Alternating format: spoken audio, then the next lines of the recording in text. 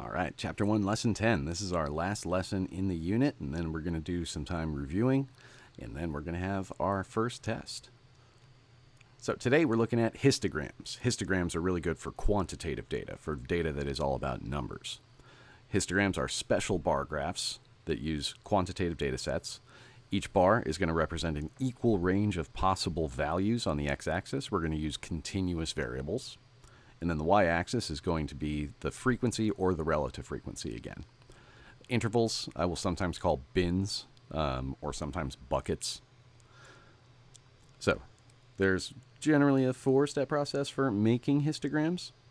4-step process? 5-step process. Let me take a look at my notes again, but let's start up with, first off, you need to know how wide each of your bins is going to be. Now, sometimes on the graph, how wide actually means physically how wide, about that wide. But you also need to know what the scale of the x-axis is going to be. So you need to say it's between 0 and 6, which means this part in here actually goes from 0 to 5.99, or 999, or 99999, however many you need to go. And then 6 would go up to 12, or technically from 6 to 11.99. But again, scaling the x-axis with the largest number, or sorry, with the smallest number in each bin on the left, and then you just figure out what the largest possible number not allowed on the right is. Just helps you keep all of your histograms consistent and easier to read. So most of the time, and especially while we're learning how to make histograms, we're mostly going to be given what the bin width is going to be and how many bins to use. Usually 5 bins is a pretty good number, and then you just take your range and divide by 5. Sometimes they just give it to you in the prompt. Most of the time in this class, I will tell you how many bins to use and what width to use, 0 to 6, or use a bin width of 6. Now, every once in a while in the real world, they may not give you directions, and apparently there's not really a great consensus on the best way of doing it, but this seems to be one of the more common ways if you are really, really interested in the math behind some of this stuff. So, if they don't give directions, calculate the range first, and then count up the total number of data points. Next, you need to find the square root of the total number of data points, and then round up to the next whole number. That tells you how many bins you're going to get. So again, bins equals the square root of number of data points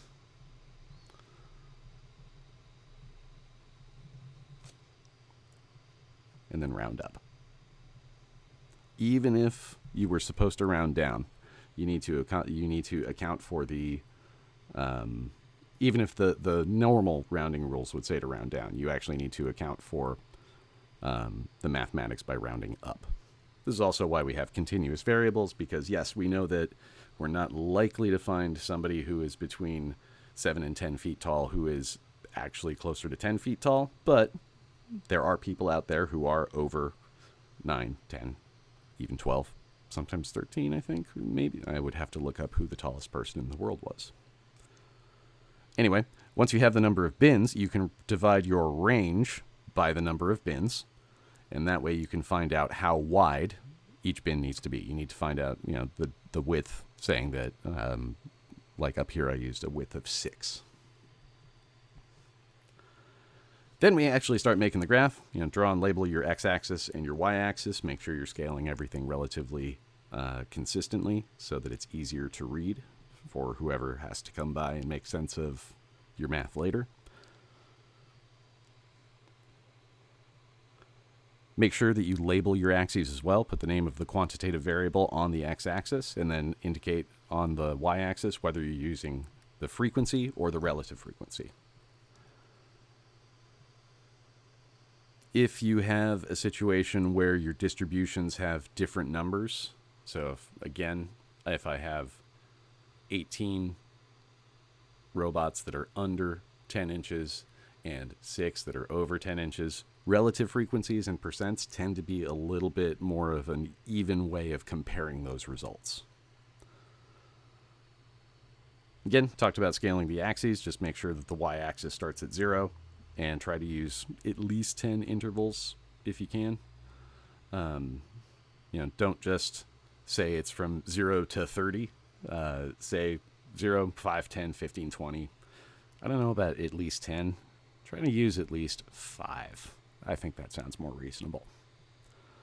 And then the x-axis, you can start away from 0 if your lowest number is far enough away from 0. You don't have to start the x-axis at 0, but you should always start the y-axis at 0. Again, x-axis, bars need to be equal in width, and we generally do not put gaps between the bars because, again, these are continuous variables. All right, sorry for some of the hesitation there. I was trying to open up my Google Drive to see if there were further notes since I didn't put the backside of this one up here, but looks like we just go straight into example 1 next. So I'll see you in the next video.